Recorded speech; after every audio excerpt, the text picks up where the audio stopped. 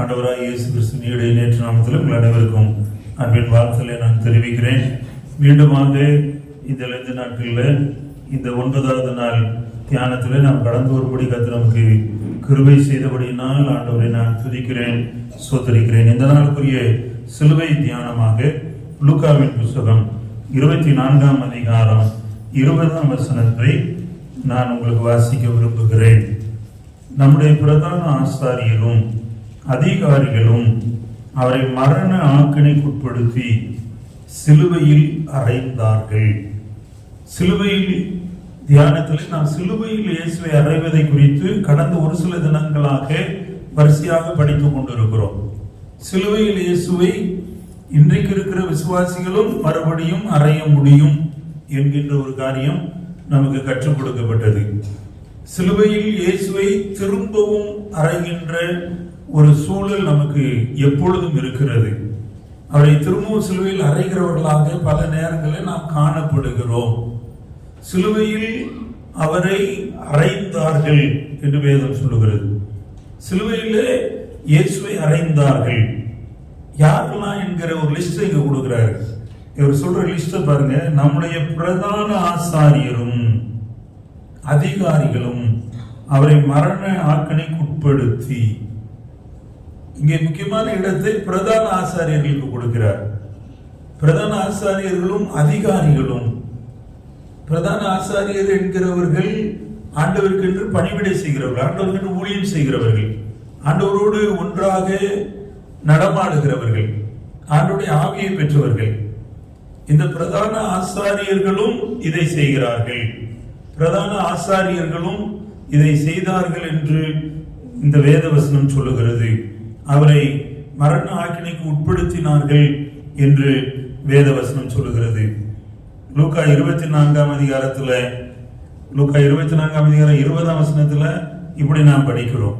இதை குறித்து இன்னும் கொஞ்சம் தெளிவாய் பார்க்க வேண்டும் என்றால் அப்போஸ்தலர் 13ஆம் அதிகாரத்துக்கு நீங்கள் என்னோடு கூட திருப்புவீர்கள் என்றால் அப்போஸ்தலர் 13ஆம் அதிகாரத்துல 27ஆம் 28ஆம் வசனங்களை வாசிப்பீர்கள் என்றால் அங்கே இன்னும் விளக்கமா இது சொல்லப்படுகிறது. அப்போஸ்தலர் 13:27 சத்தமா வாசிங்க. எருசலேமில் குடியிருக்கிறவர்களும் அவர்கள் அதிகாரிகளும் அவரை அறியாமலும் தீர்க்கதரிசிகளின் வாக்கியங்களை அறியாமலும் அவரை ஆக்கினைக்குள்ளாக தீர்த்ததினால் மரணத்திற்கு ஏதுவானது ஒன்றும் அவரிடத்தில் காணாதிருந்தும் அவர் கொலை செய்யும்படிக்கு பிலாத்துவை வேண்டிக் கொண்டார்கள். அவரை குறித்து எழுதியிருக்கிறவைகள் யாவையும் அவர்கள் நிறைவேற்றின பின்பு அவரை மரத்திலிருந்து இறக்கி கல்லறையை வைத்தார்கள். தேவனோ அவரை மரித்தோரிலிருந்து எழுப்பினார். சம்பவிக்கிற காரியங்களை இங்கே அப்போஸ்தலன் எழுதுகிறார். எருசலேமிலே குடியிருக்கிறவர்களும் அதிகாரிகளும் அவரை அறியாமலும், இதைத்தான் நாம கடந்த ஒரு 3 தினங்களா படிச்சுக்கிட்டு இருக்கோம். அவரை அறியாமலும், அவர் என்ன நோக்கத்தோடு வந்தார் என்பதை அறியாமலும் செயல்படுகிற ஒரு கூட்டம். அவரை அறியாததினாலே அறியாமை நிமித்தமாக அவரை சிலுவையில் அடிக்க வேண்டும் என்று செயல்படுகிற ஒரு கூட்டம்.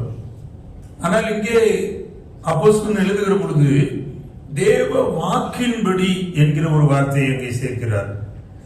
நீங்கள் தீர்க்கதரிசிகளின் வாக்கியங்கள் அவற்றின்படி தேவனுடைய சித்தத்தின்படி அவர் மரிக்க வேண்டியதா இருக்கிறது என்பதையும் மையப்படுத்துகிறார்.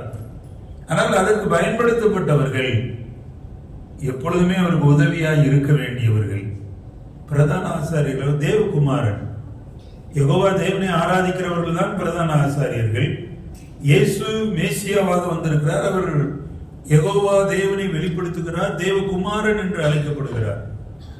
அப்ப அவருக்கு உதவியா இருக்க வேண்டியவர்கள், அவருக்கு அனுசரணையா இருக்க வேண்டியவர்கள், அவருக்கு பக்கபலமா இருக்க வேண்டியவர்கள் அவரை சிலுவையில் அறைந்தார்கள். ஆகவே இன்றைக்கு திரும்ப நமக்கு வருகிற சவால், நாம் இயேசுவை சிலுவையில் திரும்பவும் அடிக்கிறவர்களாய் இருக்கிறோமா? நம்முடைய அறியாமையினால் அதை செய்கிறோமா? வேத வாக்கியங்களை புரியாததுனால அப்படி செயல்படுகிறோமா என்பதை இன்றைக்கு நாம் சிந்தித்து பார்க்க அழைக்கப்படுகிறோம். நாம் தொடர் தியானமாக அப்போஸ்தலர் நடவடிக்கையிலிருந்து நாம் தியானித்து வந்து கொண்டிருக்கிறோம். அப்போஸ்தலர் நடவடிக்கைகள் 4ஆம் அதிகாரத்துல இன்றைக்கு நாம் தியானிக்க வேண்டிய தியானம் 4ஆம் அதிகாரம் 23ஆம் வசனத்திலிருந்து 37ஆம் வசனம் வரை. இன்றைக்கு கொடுக்கப்பட்டிருக்கிற தலைப்பு பரிசுத்த ஆவியினால் சகலமும் பொதுவாயிருப்பது. பரிசுத்த ஆவியானவருக்குள் சகலமும் பொதுவாய் இருப்பது என்பதை குறித்து நாம் தியானிக்க போகிறோம். அப்போஸ்தலர் 4ஆம் அதிகாரம் 23ஆம் வசனத்திலிருந்து அந்த அதிகாரம் முடிய நீங்கள் படிக்கிற பொழுது இங்கே அப்போஸ்தலர் 2ஆம் அதிகாரத்தில் ஏற்பட்ட ஒரு அனுபவம் திரும்பவும் இந்த 4ஆம் அதிகாரத்தில் ஏற்படுகிறது. பாருங்க, அப்போஸ்தலர் நடவடிக்கைகள் முழுவதுமே ஒரு தொடர் சம்பவங்களாகவே இருக்கும், தொடர் நிகழ்வுகளாகவே இருக்கும். ஏதோ எங்கேயோ ஒன்று எருசலேமில் ஏதோ ஒரு தெருவில் நடந்துச்சு, சாலமோன் மண்டபத்தில் நடந்துச்சு, அப்புறம் வேற எங்கேயோ போயிடுச்சு இல்லை. அதுல ஒரு தொடர்ச்சியை நீங்கள் பார்க்க முடியும். 12 அதிகாரங்கள் நீங்கள் படிக்கிற பொழுது பேதுருவை குறித்து ஆழமாய் படிக்க முடியும், பேதுருடைய ஊழியத்தை குறித்து பார்க்க முடியும். அதுல இந்த 4ஆம் அதிகாரத்துல இந்த பேதுருவின் ஊழியத்துல சகலமும் பொதுவாய் இருக்கும்படி ஒரு காரியத்தை அங்கே நாம் பார்க்கின்றோம். சகலமும் பொதுவாய் இருக்கிற ஒரு சூழ்நிலையை நாம் பார்க்க முடிகிறது. இந்த அப்போஸ்தலர் 4ஆம் அதிகாரம் 24ஆம் வசனத்திலிருந்து 30ஆம் வசனம் வரை நீங்கள் படித்து பார்ப்பீர்கள் என்றால் இங்கே ஒரு மாடல் பிரேயர் கொடுக்கப்படுகிறது. ஒரு முன்மாதிரியான ஜெபம், அல்லது இன்னும் எளிமையாக சொல்ல வேண்டும் என்றால் ஆதி திருச்சபை விசுவாசிகள் ஜெபித்த முதல் ஜெபம். ஆதி திருச்சபை விசுவாசிகள் அது வரைக்கும் ஜெபம் பண்ணல. நீங்க ஜெபத்தை குறித்து நிறைய படிச்சிருப்பீங்க. பழைய ஏற்பாட்டிலையும் ஜெபங்கள் இருக்கிறது. பழைய ஏற்பாட்டு ஜெபங்கள் யெகோவாவாகிய தேவனை நோக்கி அவர்கள் ஜெபிக்கிற ஜெபங்கள், அவர்கள் ஜெபிக்கிற பொழுது சொல்லுகின்ற வார்த்தைகள், இதெல்லாம் வித்தியாசமா இருக்கும். ஆனால் இயேசு ஊழியம் செய்ய வந்த பொழுது இயேசுவின் ஜெபத்தை பார்த்த சீஷர்கள், இயேசுவின் ஜெபத்தை கேட்ட மக்கள் இயேசுவிடத்தில் வந்து ஐயா எங்களுக்கு ஜெபிக்க கற்றுக் கொடுங்க என்று கேட்கிறாங்க. ஏன் அப்படி கேட்டாங்க என்று நீங்கள் வேதத்தை ஆராய்வீர்கள் என்றால், அதுவரைக்கும் ஜெபித்த ஜெபம் எல்லாம் தேவனை, யெகோவாவாகிய தேவனே, சமுத்திரத்தையும் வானத்தையும் உண்டாக்கினவரே இப்படி கூப்பிட்டுக்கிட்டு இருந்தாங்க. இயேசு வந்து ஜெபித்த பொழுது அப்பா பிதாவே என்று அவரை அழைத்தார். அவர் ஜெபித்த பொழுது வித்தியாசத்தை பார்த்தாங்க. இவர் ஏதோ தேவனை ஏதோ ஒரு பெரிய அடைமொழிகளை சொல்லி ரொம்ப வார்த்தை ஜாலத்தினால தேவனை பார்த்து அவர் ஜெபிக்கல. அவர் ஜெபிக்கிற பொழுது ஒரு உள்ளார்ந்த உறவு. அவர் சொல்றாரு பிதா என்று அழைக்கிறார், அப்பா என்று அழைக்கிறார். உடனே இந்த சீஷர்களும் ஜனங்கள் வந்து கேட்கிறாங்க, எங்களுக்கு ஜெபிக்க கற்றுத்தாரும். போன வருடத்தில் அதை நாம் தியானித்தோம். மத்தேயு 6ஆம் அதிகாரத்துல 7ஆம் அதிகாரத்துல நாம் படித்தோமே, மலை பிரசங்கத்தை படித்த பொழுது அங்கதான் அவர் ஜெபம் பண்ண கற்றுக் கொடுக்கிறார். பரமண்டலங்களில் இருக்கிற எங்கள் பிதாவே, நீங்கள் ஜெபம் பண்ண வேண்டிய விதமாவது பரமண்டலங்களில் இருக்கிற எங்கள் பிதாவே. ஆண்டவரை பிதா என்று அழைப்பது, அப்பா என்று அழைப்பது, அதை பற்றி அங்கே இயேசு கற்றுக் கொடுக்கிறார். இன்றைக்கு நான் தியானிக்கிற இந்த வேத பகுதி 24ஆம் வசனத்திலிருந்து நாம் படிக்கின்ற இந்த வேத பகுதி ஆதி திருச்சபையினருடைய ஜெபம். ஆதி திருச்சபையுடைய முதல் ஜெபம் அப்படி சொல்லலாம். நீங்க அதை அப்படி எடுத்துக்கோங்க. ஆதி திருச்சபையினர் செய்த முதல் ஜெபம் இது உங்களுக்கு ஒரு மாடல் பிரேயரா அமையுது. இந்த ஜெபத்துல ஒரு சில பகுதிகளை நீங்கள் பார்க்க முடியும். இன்றைக்கு உங்க ஜெபத்துல இந்த பகுதிகள் காணப்பட வேண்டும். சூழ்நிலை உங்களுக்கு தெரியுது. சூழ்நிலை என்ன? பேதுரு யோவானும் அற்புதம் செய்தார்கள். அற்புதம் செய்த அவர்களை அதிகாரிகளும் வேதபாரகர்களும் சதுசேயர்களும் பிரதான ஆசாரியரும் கூப்பிட்டு பயமுறுத்துகிறார்கள். மிகவும் பயமுறுத்தி இந்த நாமத்தை குறித்து பேசவே கூடாது என்று கட்டளையிட்டு அவர்களை சிறைச்சாலையில் வைத்து அவர்களை விடுதலை செய்து அனுப்புகிறார்கள். ஒரு த்ரெட்டனிங் சிச்சுவேஷன். இங்க இருக்கிற சூழ்நிலை பயமுறுத்தப்பட்ட ஒரு சூழ்நிலை. பயமுறுத்தலின் நடுவில் ஜெபிக்கிற ஜெபம். இன்னைக்கு நம்ம நிறைய நேரம் ஜெபிக்கிற ஜெபம் அப்படிதான் இருக்கும். ஆபத்துல அவரை நோக்கி கூப்பிடுவோம். அப்போ ஒரு வசனத்தை சொல்லுவோம், ஆபத்தில் என்ன நோக்கி கூப்பிடு, அப்பொழுது நான் உன்னை விடுவிப்பேன். அதை மறந்துடுவோம். ஆபத்துல கூப்பிடுவோம், அவர் விடுதலை தந்துருவாரு. ஆபத்துல கூப்பிடுவோம், சுகம் தந்துருவார். ஆனா நம்ம அடுத்து அவரை மகிமைப்படுத்த மறந்து போவோம். இங்க இந்த ஆதி திருச்சபையில செய்த இந்த முதல் ஜபத்துல நீங்க படிச்சீங்கன்னா வேற மாதிரி படிக்கிறீங்க. 24ஆம் வசனத்தை வாசிக்கிறேன். அவர்கள் அதை கேட்டு ஒருமனப்பட்டு தேவனை நோக்கி சத்தமிட்டு, இவங்க ஜபத்தை பாருங்க, கர்த்தாவே நீர் வானத்தையும் பூமியையும் சமுத்திரத்தையும் அவைகளுள்ள யாவற்றையும் உண்டாக்கின தேவனாய் இருக்கிறீர். இவங்க ஜபத்துல முதல்ல ஆண்டவரை புகழுகிறார்கள். நீர் சமுத்திரத்தையும், நான் சொன்ன வானத்தையும், நீர் பூமியை அதில் உள்ள எல்லாவற்றையும் உண்டாக்கினவர். தேவனை அப்படி துதித்தார்கள். அப்ப ஜபத்துல முதல் பகுதியாக துதித்தல் காணப்பட வேண்டும். ஆண்டவரை பார்த்து துதிக்கின்ற ஜெபமாக நம்முடைய ஜெபம் இருக்கணும். ஜெபத்துல ஒரு 4 காரியங்களை இவர்களிடத்திலிருந்து நாம் கற்றுக்கொள்ளலாம். 4 காரியங்கள்ல முதல்ல நீங்கள் துதிக்கிறவர்களாக இருக்க வேண்டும். அடுத்து இவங்க செய்யறத பாருங்க. 26ஆம் வசனத்துல கர்த்தருக்கு விரோதமாகவும் அவருடைய கிறிஸ்துவுக்கு விரோதமாகவும் பூமியின் ராஜாக்கள் எழும்பி நின்று அதிகாரிகள் ஏகமாய் கூட்டம் கூடினார்கள் என்று தேவனுடைய தாசனாகிய தாவீதின் வாக்கினால் உரைத்தீரே. என்ன சொல்றாங்கன்னா, பிராமிஸ கிளைம் பண்றாங்க, வாக்குத்தத்தத்தை சொல்லுகிறார்கள் அல்லது சொல்லப்பட்ட வாக்கை சொல்லுகிறார்கள். இப்படி நீர் சொன்னீரே. பாருங்க, ஒரு ஜெபம் இருக்கு. நான் இன்னும் ஜெபத்தை பற்றி உங்களுக்கு கற்றுக் கொடுக்க ஜெபத்துக்குள்ள போகல. ஜெபத்துக்குள்ள போனா நாம் கற்றுக்கொள்ள வேண்டிய நிறைய காரியங்கள் இருக்கு. அதில் மிக முக்கியமா நான் சொல்வேன், வசனத்தின்படி ஜெபிப்பது. வசனத்தின்படி ஜெபிப்பதை ஒவ்வொரு விசுவாசியும் அறிந்திருக்கணும். ஒரு பிரச்சனை உங்களுக்கு என்றால் அந்த பிரச்சனைக்கு நீங்க ஜெபிக்க வர்றப்போ வசனத்தின் ஆதாரத்துல ஜெபிக்கணும்.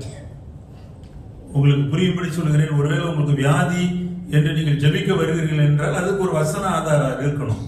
என்ன வசனம் சொல்லுவீங்க? தழும்புகளால் நான் குணமாகிறேன், என் பரிகாரின்னு சொல்லி இருக்கிறீர்கள், வியாதி உணர்ந்து நீக்குவேன்னு சொல்லி இருக்கிறீர்கள்.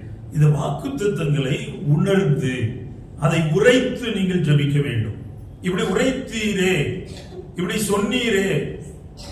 மோசேயுடைய ஜெபத்தை நீங்க படிச்சீங்கன்னா யாத்ராகமம் 33-34 அதிகாரத்துல மோசே ஆண்டவரை ஜெபிக்கிறப்போ, எங்களை எகிப்திலிருந்து கொண்டு வந்தீர், எங்களுக்கு முன்னால யாராவது ஒருத்தர் அனுப்புவேன்னு எனக்கு சொன்னதில்லையே, நீர்தான் என்னோடு கூட வருவேன் என்று சொன்னீரே, இப்ப நான் வரமாட்டேன், ஒரு தூதர் அனுப்புறேன், நீ போன்னு எனக்கு எப்படி நீங்க சொல்லுவீங்க? நான் எப்படி போவேன்? போக மாட்டேன். நீங்க எங்க கூட வருவேன்னு சொன்னீங்கல்ல, வாங்க.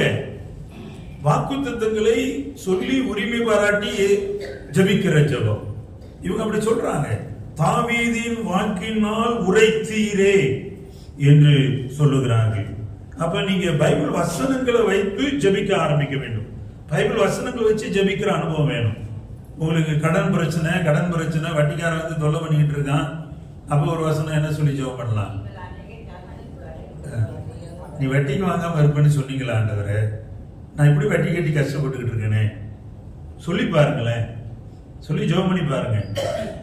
உங்களை கடனில் இருந்து தேவன் விடுவிப்பார். நீங்க உடனே நிறைய பேர் சொல்லுவாங்க, கடனே இல்லாதவங்க யார் இருக்கா? உலகமே கடன்ல தான் இருக்கு, இந்தியாவே கடன்ல தான் இருக்கு, தமிழ்நாடே எத்தனையோ கோடி கடன்ல இருக்கு. கடன் என்பது எல்லாருக்கும் இயல்பாகி விட்டது.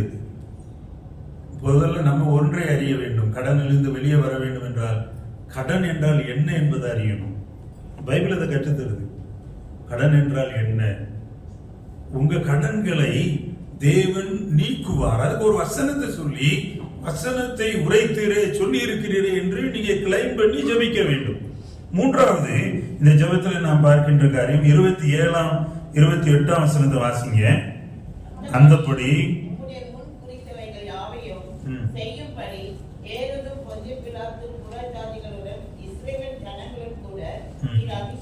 நீர் அபிஷேகம் பண்ணின உடைய பரிசுத்த பிள்ளையாகிய இயேசுவுக்கு விரோதமாய் மெய்யாகவே அவர்கள் கூட்டம் கூடினார்கள்.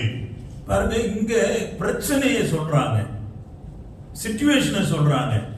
ஆண்டவருடைய சமூகத்தில் நீங்க ஜெபிக்க வருகிற பொழுது நீங்க முதல்ல அவரை துதிக்க கற்றுக்கொள்ளுங்கள். இரண்டாவது, பிராமிஸ், வாக்குத்தத்தம் என்னன்னு சொல்லுங்க. மூணாவது, உங்க பிரச்சனை என்ன என்பதை சுருக்கமா சொல்லணும். இன்னைக்கு நம்ம பிரச்சனையை சொல்ல ஆரம்பிச்சோம்னா நிறைய நேரம் எங்கேயோ ஒரு 1ஆம் தேதியில் ஆரம்பிச்சு 10ஆம் தேதி வந்து நிக்கிறது. அப்படி இல்லை. உங்க பிரச்சனை என்ன என்பதை அவரிடத்துல கரெக்டா பிரிஸ்கிரைபா சொல்லணும், பிரீஃபா சொல்லணும். இவ்வளவுதான், ஒரு 2 வரியில அந்த பிரச்சனை சொன்ன அவருக்கு எல்லாம் தெரியும். ஆமென். ஆனாலும் நீங்க சொல்லணும், கேட்கிற எவனும் பெற்றுக்கொள்ளுகிறான். அதான் ஜெபம். அவருக்கு தான் தெரியுமே, அவர் தரமாட்டாரா? தருவாரு. நீ கேட்காத வரைக்கும் அவர் உனக்கு தரமாட்டார். கேட்கிற எவனும் பெற்றுக்கொள்ளுகிறான், என் நாமத்தினால் நீங்கள் எதை கேட்டாலும் அதை பெற்றுக்கொள்வீர்கள் என்று சொல்லியிருக்கிறார். ஆகவே நீங்கள் கேட்கிறவர்களாக மாறணும், கேட்கணும், உங்க சூழ்நிலைகளை சொல்ல வேண்டும். அடுத்து 29-30 வசனத்துல, இப்பொழுதும் கர்த்தாவே அவர்கள் பயமுறுத்துகளை தேவரீர் கவனித்து, அடுத்து என்ன சொல்றாங்க? உடைய பரிசுத்த பிள்ளையாகிய இயேசுவின் நாமத்தினால் அடையாளங்களை அற்புதங்களையும் நடக்கும்படி செய்து பிணியாளிகளை குணமாக்கும்படி உம்முடைய கரத்தை நீட்டி உடைய ஊழியக்காரர் உடைய வசனத்தை முழு தைரியத்தோடும் சொல்லும்படி அவர்களுக்கு அனுக்கிரகம் செய்தவர்களும் என்றார்கள். இது வேண்டுதல். என்ன ஆண்டவர் செய்யணும் என்கிற எதிர்பார்ப்பை விண்ணப்பமாக வைக்கிறார்கள். அவங்க ஜெபம் இந்த மாடல் பிரேயர்ல இருக்கணும். இது ஆதி திருச்சபை விசுவாசிகள் ஃபர்ஸ்ட் ஜெபம் பண்ண ஜெபம். அப்படி இதை நீங்க கற்றுக்கொள்ளுங்க. இது முதல் ஜெபம். ஆதி திருச்சபையில விசுவாசிகள் கூடி ஜெபித்த முதல் ஜெபம். இந்த முதல் ஜெபத்துல இந்த அம்சங்களை எல்லாம் உள்ளே வைக்கிறார்கள். இப்படி இதன் அடிப்படையில நாம் நம்முடைய ஜெபத்தை உருவாக்க அழைக்கப்படுகிறோம். இந்த 4ஆம் அதிகாரத்துல சகலமும் அவர்களுக்கு பொதுவாய் இருக்கும்படி அவர்கள் விரும்புகிறார்கள். யாரும் அவங்களை கூப்பிட்டு எல்லாத்தையும் பொதுவா வைங்கன்னு சொல்ல, இந்த பொது உடைமை கொள்கை அப்படின்னு ஒண்ணு சொல்றாங்கல்ல, அந்த கம்யூனிஸ்ட் கொள்கை, அதெல்லாம் வேதாகமத்திலிருந்து வந்தது என்று சொல்லுகிறவர்கள் அநேகர். அது ஒருவேளை வேதாகமத்திலிருந்து வந்திருக்கலாம் என்று அதை குறித்து டிஃபைன் பண்ணுகிறவர்கள் இருக்கிறார்கள். இன்னைக்கு என்ன கேட்டீங்கன்னா நான் சொல்லுவேன், உலகத்தில் இருக்கிற சட்ட திட்டங்கள், ஆனால் அம்பேத்கர் கொடுத்த சட்ட திட்டங்களும் கூட வேதத்தின் அடிப்படையில் உருவாக்கப்பட்டது தான். பிரிட்டிஷ் ரூல் வேதத்தின் அடிப்படையில் உருவாக்கப்பட்டது தான். வேதம் இல்லாமல் இந்த உலகத்தில் ஒன்றுமில்லை என்று நான் சொல்லுவேன். உருவாக்கப்பட்ட அனைத்துமே வேதத்தின் அடிப்படையில். மருத்துவம், விஞ்ஞானம் அனைத்தும் வேதத்தின் அடிப்படையில் உருவாக்கப்பட்டது என்று நான் சொல்ல முடியும். இங்கே என்ன நடக்க பாருங்க, வாசிங்க 31ஆம் வசனத்துல, அவர்கள் ஜெபம் பண்ணின போது அவர்கள் கூடியிருந்த இடம் அசைந்தது, அவர்கள் எல்லாரும் பரிசுத்த ஆவியினால் நிரப்பப்பட்டு தேவ வசனத்தை தைரியமாய் சொன்னார்கள். இங்கே அப்போஸ்தலர் 2ஆம் அதிகாரத்தில் நடந்த அதே சம்பவம் நடக்குது. அதே எருசலேமில் அப்போஸ்தலர் 2ஆம் அதிகாரத்தில் அவர்கள் கூடியிருந்த இடம் அசைந்தது, பலத்த காற்று போல தேவ ஆவியானவர் வந்து அவர் மேல் இறங்கினார். அவர்கள் அந்நிய பாஷைகளை பேசும்படி ஆவிக்குரிய வரம் அவர்களுக்கு கொடுக்கப்பட்டது. பரிசுத்தாவின் அபிஷேகம் அவர்கள் மேல் பொழிந்தருளப்பட்டது. இப்ப இங்க ஜெபம் பண்ணி முடிச்ச உடனே என்ன கிடைக்கிறது என்றால், அவர்கள் ஜெபம் பண்ணின போது அவர் கூடியிருந்த இடம் அசைகிறது. அவர்கள் எல்லாரும் பரிசுத்த ஆவியினாலே நிரப்பப்பட்டு, இங்க நடைபெறுகிற மிக முக்கியமான காரியம், தேவ வசனத்தை தைரியத்தோட அவர்கள் சொன்னார்கள்.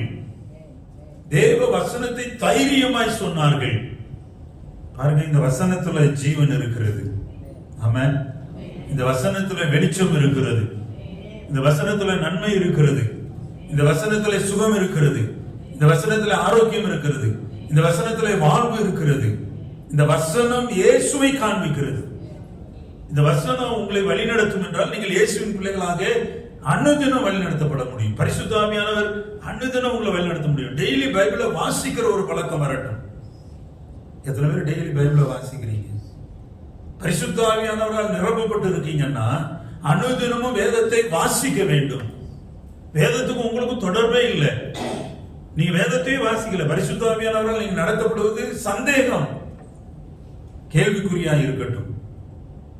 இன்றைக்கு நான் வேதத்தை வாசித்தேனா? நீங்க அதை சிந்தித்து பார்க்க வேண்டும். வேத வசனத்துக்கு நீங்கள் நடுங்குவீர்களேனால் தேவன் உங்களை நோக்கி பார்த்து கொண்டே இருப்பார். நீங்க போகிற பாதையில இடர்கள் வருகிற பொழுது அவர் உங்களை தப்புவிப்பார். அவர் உங்களுக்கு போதுமானவராய் இருப்பார். இந்த வேத வசனத்தை கவனிக்கிறவர்களா இருங்க, வேத வசனத்தை வாசிக்கிறவர்களா இருங்க. இந்த வேத வசனத்தை தைரியமாய் அவர்கள் பிரசங்கித்தார்கள், தைரியமாய் பிரசங்கித்தார்கள். இந்த 32ஆம் வசனத்துல இன்றைய தலைப்பின் சாராம்சம் அங்கே இருக்கிறது. விசுவாசிகளாகிய திரளான கூட்டத்தார் ஒரே இருதயமும் ஒரே மனமுள்ளவர்களாய் இருந்தார்கள். ஒருவனாக தனக்குள்ளவர்களில் ஒன்றையும் தன்னுடையது என்று சொல்லவில்லை, சகலம் அவர்களுக்கு பொதுவாய் இருந்தது. சகலமும் பொதுவாய் இருந்தது. சகலத்தையும் பொதுவாய் அவர்கள் வைத்துக் கொண்டார்கள். சகலமும் அவர்களுக்கு பொதுவாய் இருந்தது என்று வேதம் சொல்லுகிறது. சகலத்தையும் பொதுவாய் அவர் வைத்துக் கொள்ள விரும்பினார்கள். தன்னுடையது என்று தனக்குள்ளது என்று யாரும் தங்களை பிரித்து பார்க்க விரும்பவில்லை. சகலமும் பொதுவாய் இருந்ததா. 34ஆம் வசனத்துல வாசிங்கன்னா சகலத்துல என்ன அப்படின்னு ஒண்ணு சொல்றாரு. நிலங்களையும் வீடுகளையும் உடையவர்கள் அதில் விற்று விற்கப்பட்டவர்கள் கிரயத்தை கொண்டு வந்து அப்போஸ்தலருடைய பாதத்துல வைத்தார்கள். அவனவனுக்கு தேவையானதற்கு தக்கதாய் பகிர்ந்து கொடுக்கப்பட்டது. அவன் ஒருவனுக்கு ஒன்றும் குறைவாய் இருந்ததில்லை. அவங்க இல்லாம போயிடல, அவங்க அவ்வளவுதான் ஆண்டி ஆகிட்டாங்க. உங்க பாஷையில சொன்னா போண்டி ஆகி போனாங்க, ஒண்ணு இல்லாம போயிட்டாங்க என்பது அல்ல.